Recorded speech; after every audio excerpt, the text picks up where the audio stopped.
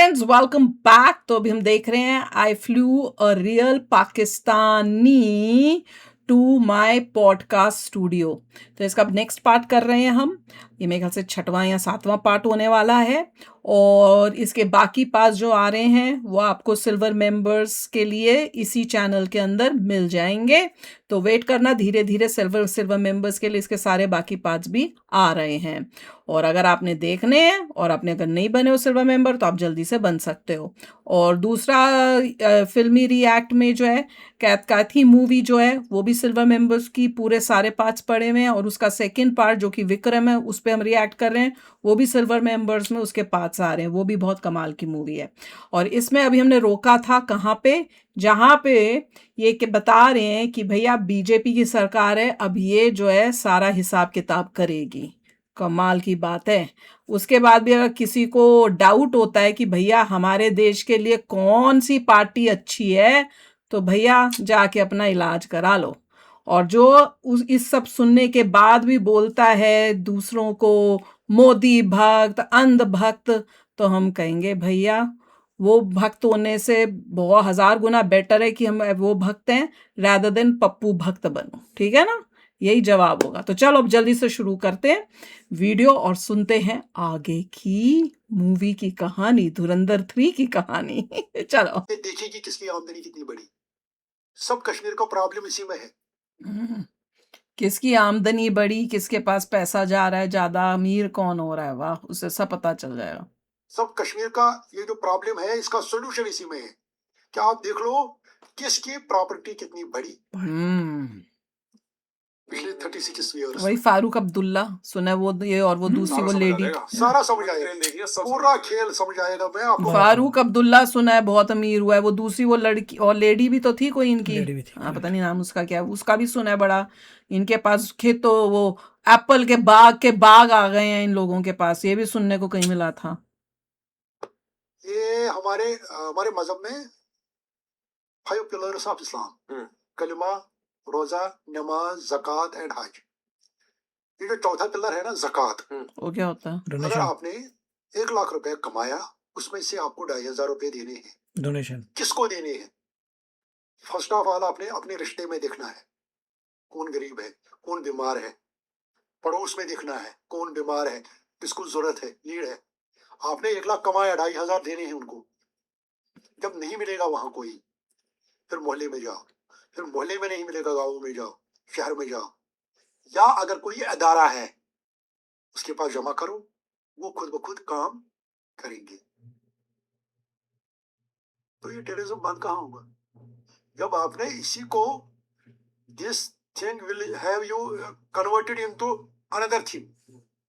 जब इस चीज को आपने कन्वर्ट किया किसी और चीज के लिए, आपने इस्लाम का सहारा लिया ना, फोर्थ पिलर ऑफ इस्लाम आपको ये टीचिंग दे रहा है। यही ये जो 2.5% है ये पूरे अरब कंट्रीज से आता है। अच्छा, पता चल गई कि सारी फंडिंग कहाँ से है, अरब कंट्रीज से है। वो अपना दान कर रहे हैं। रातों रात बड़ी बड़ी मस्जिदें बनती है, ये कहाँ से बनती है? वो भेजते हैं, वहां से उनका चल रहा है। कहते तो यही है कि कुवैत से, कतर से ये 2.5% आता है, जबकि आप इस पैसे से मस्जिद नहीं बना सकती। अच्छा, अलाउड नहीं है। और आपने कोई अदारा खोला, ये 2.5% आता है। ये पता नहीं कहाँ कहाँ जाता है। ये 2.5% कितना बनता है?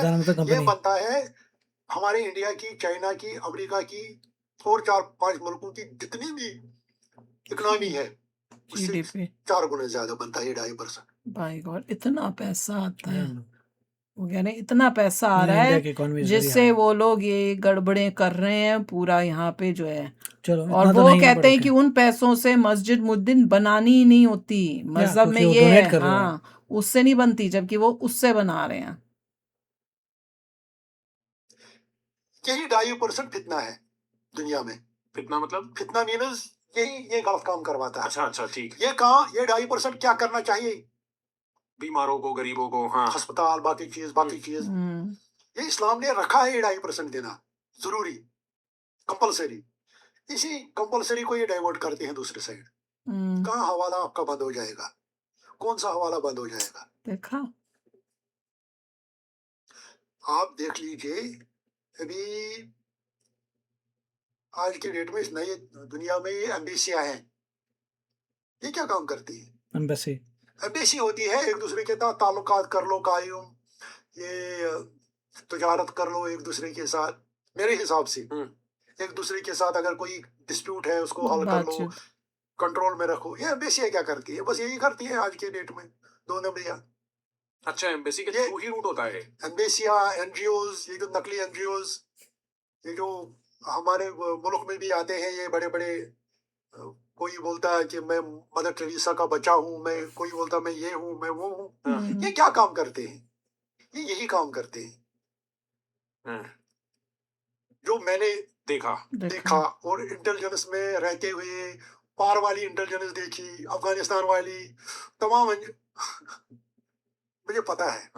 ये आते हैं कल, ये टीका करने के लिए आएंगे कि हमारे उधर किसी झारखंड साइड में किसी फार फ्लंग एरिया में हमारे कोई बीमारी फैली है, ये टीकाकरण के लिए आएंगे यहाँ, वैक्सीनेशन गुडविल। फिर पता नहीं यहाँ कितने क्या उनके जो पैसे भी आएंगे, बाकी चीज बोलेंगे मुलाजिमों का तनख्वाह है, ये है वो है, हमने हेयर किए हैं लोग, हमने इतनी दवाई खरीदी, आएंगे 60 करोड़ 70 करोड़ 100 करोड़ 200 करोड़ आएंगे यहाँ इस मुल्क में, 200 करोड़ में दिखाएंगे ये हमने ये खरीदा वो खरीदा, बट इनके बहुत बड़ी प्लानिंग होती है। तो ये एनजीओ चेक करने हैं। नहीं, सही बात है, यही तो करते हैं लोग कि हम कहाँ ढूंढेंगे, हम किसी को दे देते हैं। हाँ, इसी अदारे को दे दिया, डाला इनके अकाउंट में, इनके अकाउंट से कौन सी आगे पार्शलिटी है, कौन सा वो विजिबिलिटी है कि कौन सा गवर्नमेंट को हिसाब चाहता है कि हमने ये पैसा कहाँ यूज किया, इसी अदारे को दिया। खरबों डॉलर की प्रॉपर्टी है इस अदारे के पास। अच्छा। इसका जो चेयरमैन है वो 40-50 लाख वाली गाड़ी में चढ़ता है, यतीम ट्रस्ट। ऐसे ही कितने ट्रस्ट हैं। 2019 में अगर हमने कश्मीर को हिंदुस्तान बनाया, 2019 से कितने साल हो गए? 7 साल हो गए। 7 साल, 18 साल में 7 साल कम कर दीजिए, 9 साल नहीं, 11 साल। 11 साल 11 साल बाद आप हिंदुस्तानी देखोगे वहाँ, क्या हिंदुस्तानी देखोगे। जो बच्चा 7 साल का हो गया वो बड़ा होके जो है वो जो 11 साल के बाद अडल्ट होगा वो 18 साल का, तब जाके हिंदुस्तानी आप देखो। इस माहौल में आप हिंदुस्तानी कैसे पैदा करो? वो दिमाग ऐसे खराब किया हुआ था, वो हिंदुस्तानी नहीं है, पर अब जो 18 साल का तब होगा, अब वो जब होगा 18 तब आपको वो हिंदुस्तानी होगा, उसकी सोच जो होगी ठीक होगी।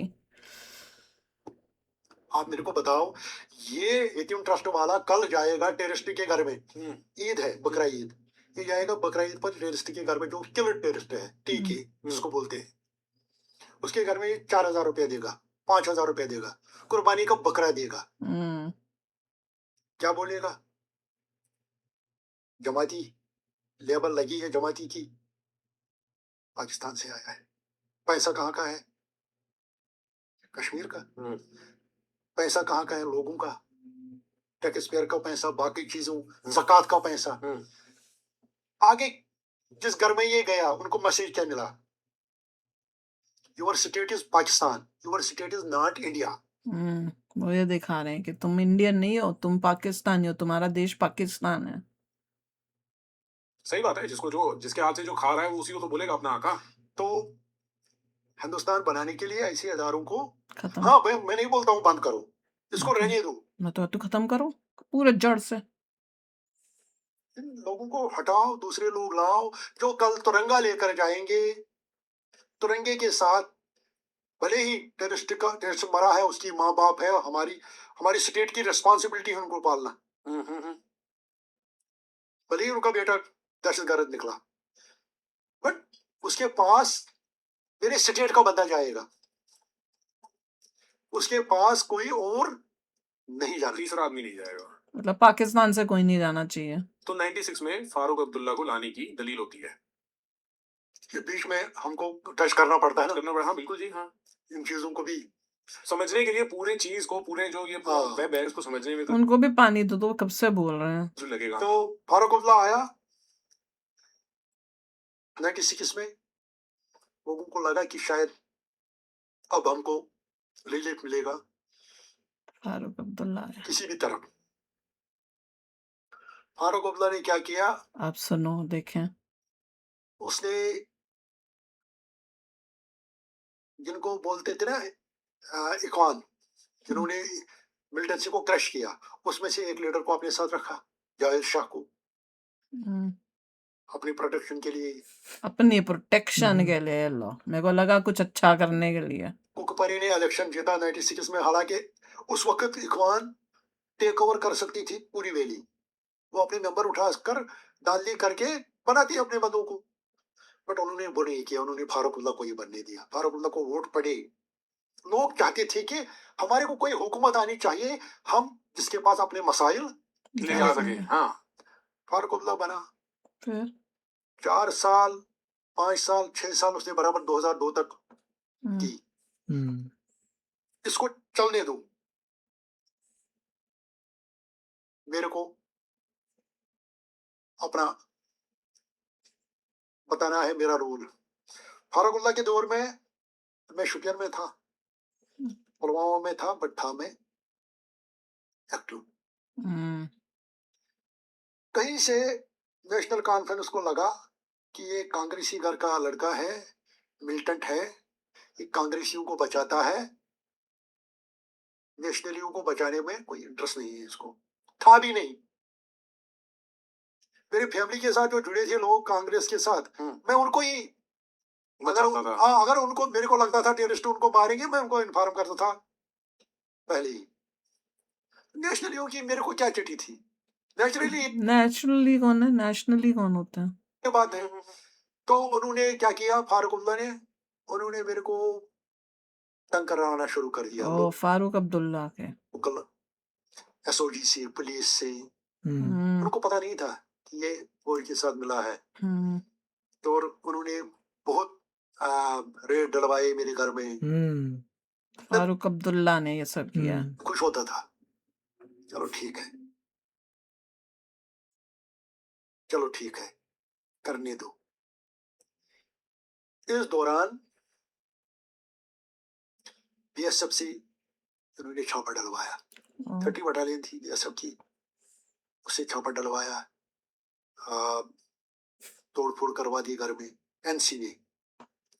मैं चुप रहा, हालांकि फौज ने मेरे को बताया, आप बताओ, मैंने बोला ना, उनको करने दो। इससे मेरी दूसरे दिन पेपर में आता था, हमारे कमांडर के घर में भारतीय फौज ने बहुत ज्यादती की, बीएसएफ ने ज्यादती की, पुलिस ने उससे किसी को शक भी नहीं होगा, बल्कि अच्छा इसका कवर सेफ रहेगा की बहुत सा।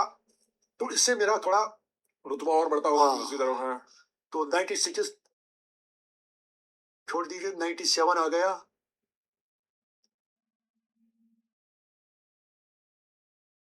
मेरे को कम्युनिकेशन ऑलरेडी था, पाकिस्तान में भी चिट्ठियां भी आती थी गर्लफ्रेंड की, कब आओगे, मैं बोलता था बस आ रहा हूँ।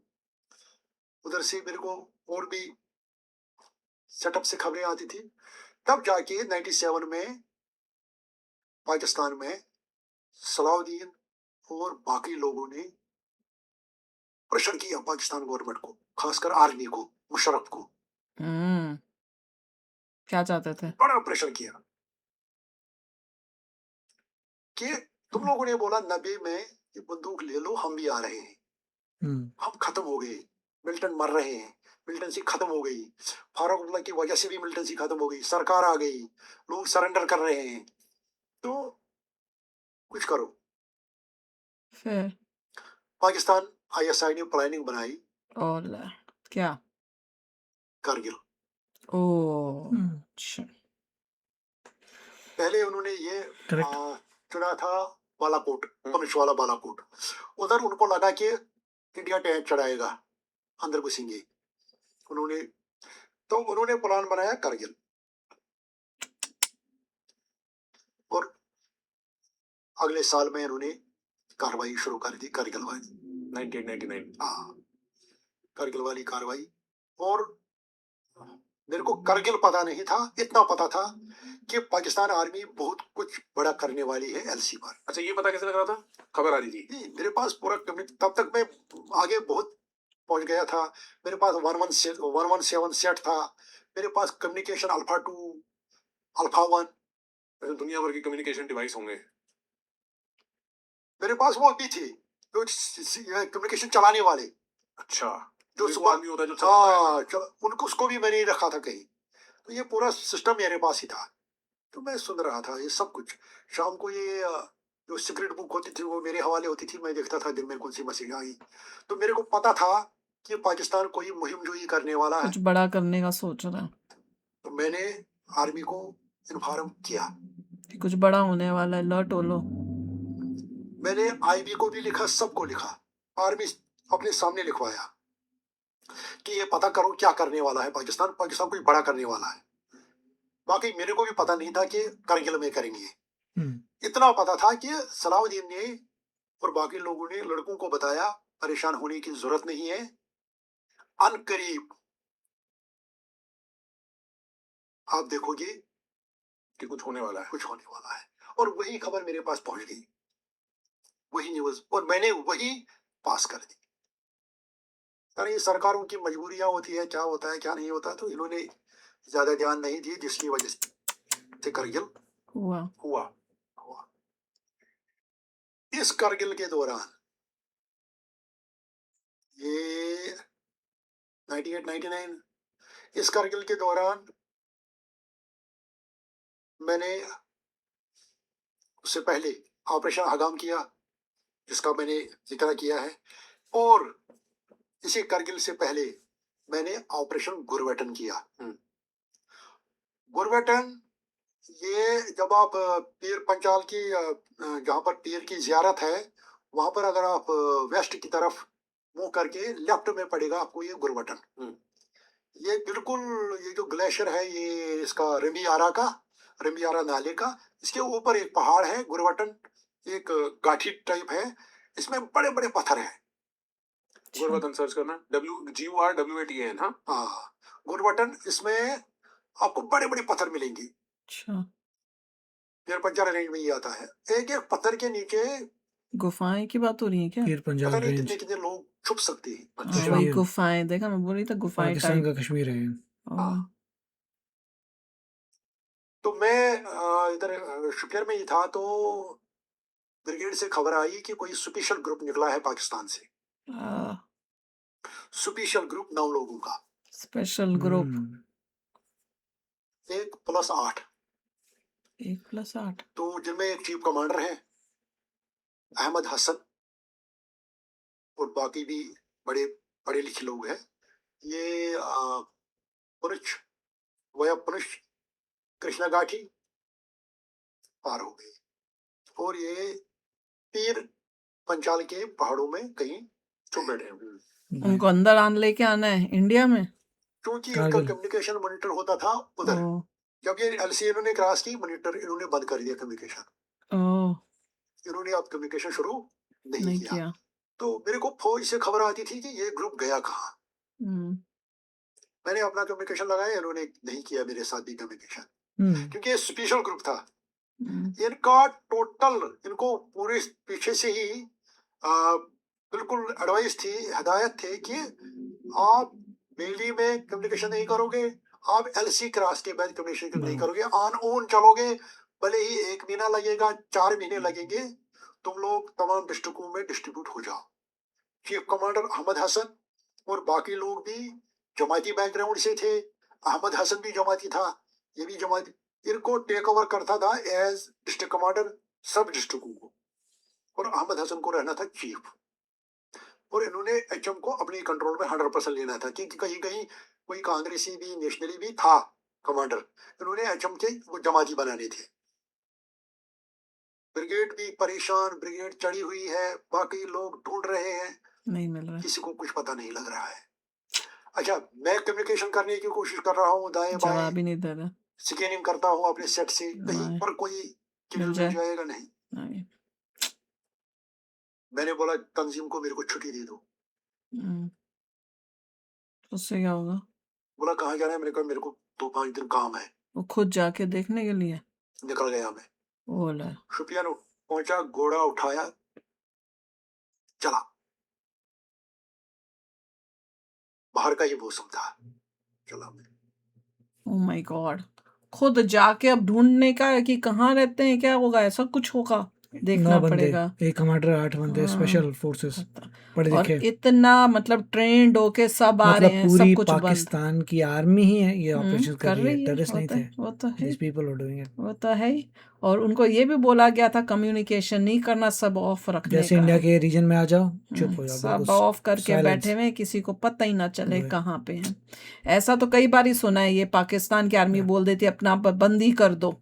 वो कोई एक शिप की भी हमने सबमरीन की भी तो सुनी थी कि चुप बंद कर देना बिल्कुल जब उस इलाके में होगे, ताकि ना हम उनको भी ना पता चल रहे, हमें भी, चाहे तुम कोई भी हो कुछ भी हो, तुम हमसे भी कम्युनिकेट मत करना। तो ये तो इनकी चालाकी है, पर देख लो कितना खतरनाक एक पाकिस्तान है हमारे देश के लिए। बाय गॉड, मैं तो सुन के इससे बड़ा मैं कहूंगी खतरा या एनिमी कोई और हो सकता तो है। मोदी जी ने बहुत वही पहले तो, solve और कर ये भी तो दिया। बोल रहे हैं, कह रहे हैं बीजेपी ही है जिसने आया। अभी आगे भी बताएंगे जब और टाइम, अभी तो वेट करो, अभी मोदी जी अभी तो आना है, फिर देखते हैं उसके बाद क्या क्या होता है कहानी में, क्या ट्विस्ट्स आते हैं, कि देखो तब अभी उन्होंने, आएगा। आप तो ये इंटरव्यू के लिए आ रहे हैं, हाँ, तो now is feeling very yes, safe. तभी तो, नहीं तो कौन आएगा अभी भी वहाँ, क्या कोई आ सकता था ऐसे?